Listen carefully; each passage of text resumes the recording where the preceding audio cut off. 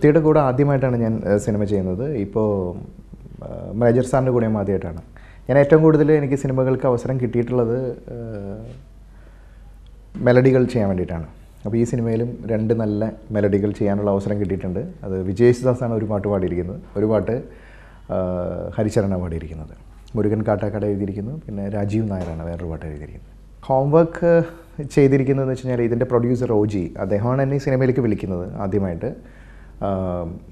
അതിനുശേഷം പിന്നീട് ഒരു മിലിറ്ററി ബേസ്ഡ് ആയിട്ടുള്ള സിനിമയായിരുന്നു. പക്ഷേ മേജർ സാർ ഇതുവരെ ചെയ്തിട്ടുള്ള മിലിറ്ററി സിനിമകളിൽ നിന്ന് വ്യത്യസ്തമായ ഒരു ട്രീറ്റ്മെൻറ്റ് ശൈലിയാണ് പിക്കറ്റ് 43യുടെ.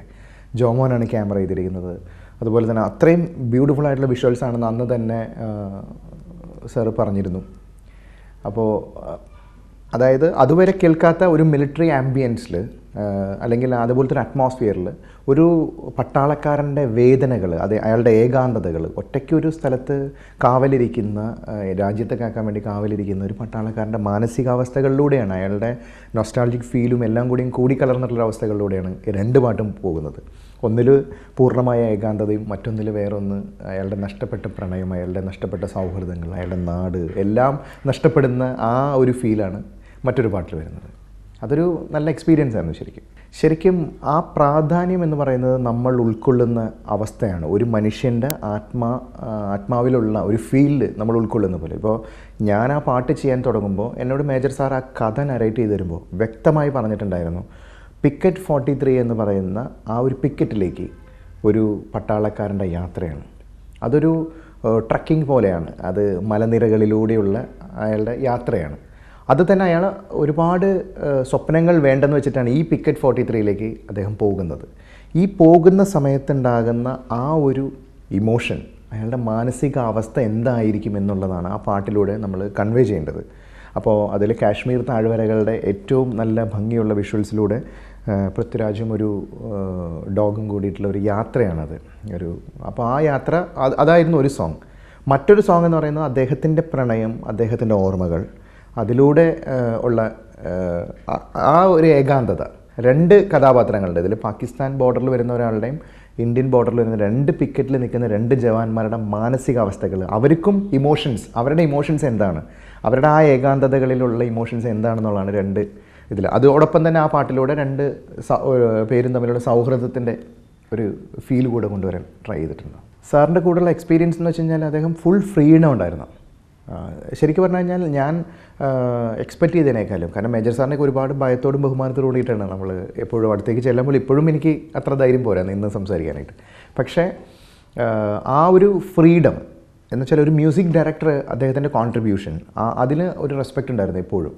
ആ ഒരു തലത്തിൽ നിന്നുകൊണ്ടാണ് സാർ, നിനക്കിത് ഓക്കെയാണോ, നീ ഇത് കൺവിൻസ്ഡ് ആണോ, എങ്കിൽ ഇതാണ് സാർ നമ്മൾ പറയാൻ ഉദ്ദേശിക്കുന്നത്, ഇങ്ങനെയാണ് സാർ, ഈ ഫീൽഡിലൂടെ നമുക്ക് ഇങ്ങനെ പോകാൻ പറ്റുമെന്ന് പറഞ്ഞു. അത് നന്നായിട്ട് നമുക്ക് ഫീൽ ചെയ്തിരുന്നു. അതിനേക്കാളൊക്കെ ഉപരി എൻ്റെ ലൈഫിൽ എനിക്ക് ഏറ്റവും കൂടുതലുണ്ടായ ഒരു അപ്രിസിയേഷൻ എന്ന് പറയുന്നത് പൃഥ്വിരാജിൻ്റെയാണ്. ഈ പിക്കറ്റ് 43ലേക്ക് യാത്ര ചെയ്യുന്ന ആ സോങ് പൃഥ്വിരാജ് കേട്ട നിമിഷം പൃഥ്വി പറഞ്ഞത്, ഈ വർഷത്തെ ഏറ്റവും നല്ല പാട്ടുകളിൽ ഒന്നായിരിക്കും ഇത്. എനിക്ക് അത്രയധികം എൻ്റെ മനസ്സിനെ ഇതുപോലെ സ്ട്രൈക്ക് ചെയ്ത വളരെയധികം അപൂർവം പാട്ടുകളേ ഉള്ളൂ, അതിലൊരു പാട്ടായിരിക്കും ഇതെന്ന് പൃഥ്വി പറഞ്ഞിരുന്നു. ഒരിടയ്ക്ക് പൃഥ്വി എപ്പോഴും ഈ പാട്ട് തന്നെയാണ് കേട്ടുകൊണ്ടിരിക്കുക എന്ന് പറഞ്ഞിട്ടുണ്ട്. അത് എന്നെ സംബന്ധിച്ച് എനിക്ക് ഭയങ്കരമായ ഒരു അപ്രീസിയേഷൻ ആയിരുന്നു. അതുപോലെ തന്നെ പ്രൊഡ്യൂസർ OGയുടെ ആയാലും എല്ലാ തലത്തിലും നമുക്ക് ഭയങ്കരമായ സപ്പോർട്ടും കിട്ടിയിട്ടാണ് ഈ ഫിലിം വർക്ക് ചെയ്യാൻ പറ്റിയിട്ടുള്ളത്. പൃഥ്വിയുടെ കൂടെ പൃഥ്വി നല്ല മ്യൂസിക് സെൻസ് ഉള്ള ആളാണ്. മ്യൂസിക് സെൻസ് മാത്രമല്ല, സിനിമയെക്കുറിച്ച് അല്ലെങ്കിൽ ഇപ്പോൾ പൃഥ്വി ചെയ്യുന്ന ഒരു സിനിമയെക്കുറിച്ച് അദ്ദേഹത്തിന് വ്യക്തമായ കാഴ്ചപ്പാടുണ്ട്. എന്താണ് നമ്മൾ ചെയ്യാൻ പോകുന്നത്, എങ്ങനെയായിരിക്കും സിനിമ വരുന്നത്, നല്ലതോ പൊട്ടയോ എന്നുള്ളതല്ല, നമുക്കത് അറിയും എന്നുള്ളതിൻ്റെ ഒരു വെൽ എക്സ്പീരിയൻസ്ഡ് ആയിട്ടുള്ള ഒരാളുടെ മുമ്പിലായിരിക്കും നമ്മളിരിക്കുന്നത്. അതുകൊണ്ട് തന്നെ ആദ്യമായിട്ട് പൃഥ്വിനെ ഒരു പാട്ട് കേൾപ്പിക്കുമ്പോഴും അതേക്കുറിച്ച് സംസാരിക്കുമ്പോഴും എനിക്കൊരു പകപ്പുണ്ടായിരുന്നു, എന്തായിരിക്കും അദ്ദേഹത്തിൻ്റെ റെസ്പോൺസ് എന്നറിയാൻ വേണ്ടിയിട്ട്. പക്ഷേ എന്നെ സംബന്ധിച്ച് എനിക്കും കൂടുതൽ കോൺഫിഡൻസ് തരുന്ന ഒരു റിലേഷനായിരുന്നു അത്. ശരിക്കും പൃഥ്വിയുടെ കൂടെയുള്ള ആ ഒരു എക്സ്പീരിയൻസ്, അദ്ദേഹത്തോട് സംസാരിക്കുമ്പോഴും അതുപോലെ തന്നെ നമ്മളൊരു മെസ്സേജ് അയച്ചാൽ റെസ്പോണ്ട് ചെയ്യുന്നതായാലും, ഇതിനെക്കുറിച്ചുള്ള കറക്ഷൻസ് പറയുന്നതായാലും, എന്തെങ്കിലും സജഷൻസ് ഉണ്ടെങ്കിൽ പറയുന്നതായാലും, എല്ലാത്തിലും വളരെയധികം സപ്പോർട്ടീവായിട്ടുള്ളൊരു ക്യാരക്ടറായിരുന്നു ഫീൽ ചെയ്തത്. ക്യാപ്പ് എടുത്തെന്ന് വെച്ചാൽ ഞാൻ എൻ്റെ ജീവിതത്തിൽ ഏറ്റവും വലിയൊരു പ്രോജക്റ്റാണ് ലാലിസം.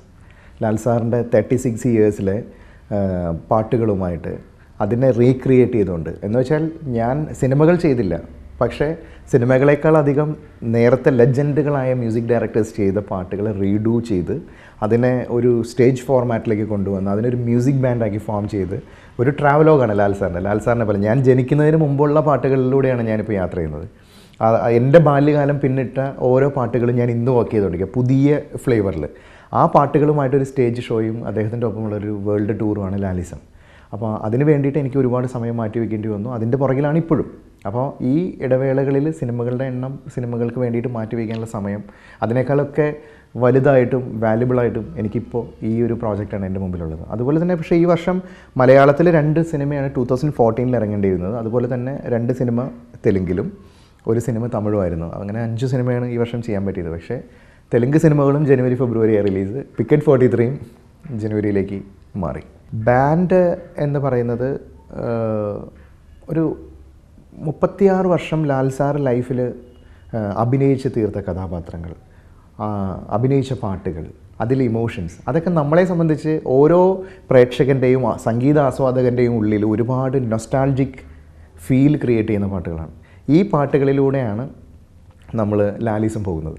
അതിൽ ഇപ്പോൾ കണ്ണീർ പൂവിൻ്റെ എന്ന പാട്ട് നമ്മൾ കാണുന്ന സമയത്ത് അല്ലെങ്കിൽ നമ്മൾ കേൾക്കുന്ന സമയത്ത് ഒരു ആസ്വാദകനുണ്ടായ ഇമോഷൻസിനെ കുറിച്ച് എല്ലാവർക്കും അറിയാം, എല്ലാ ആസ്വാദകർക്കും പറയാനുണ്ട്. പക്ഷേ അത് പകർന്നാടിയ ആ എന്താ പറയുക, അഭിനയിച്ച് തീർത്ത അല്ലെങ്കിൽ ആ ഒരു ഫീല് നമ്മൾക്ക് പകർന്ന് തന്ന ലാൽ സാറിന് ആ സമയത്തൊരു ഇമോഷൻസ് ഉണ്ടായിട്ടുണ്ടാവും.